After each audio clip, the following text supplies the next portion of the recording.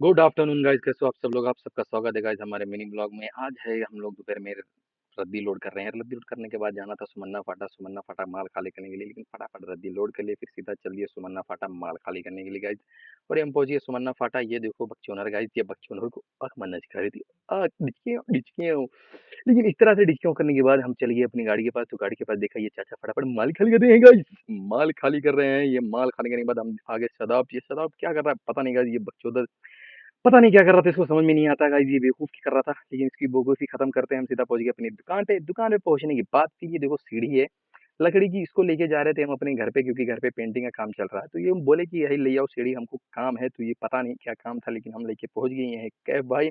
कैफ भाई से मुलाकात मुलाकात करके हम सीधा पहुंच गए हम सामान खालू को लेके अपनी दुकान पे। वहां से फिर सीधा निकल दिए तलेगांव। तलेगांव जाना था पेंट का सामान लाने के लिए गाइस।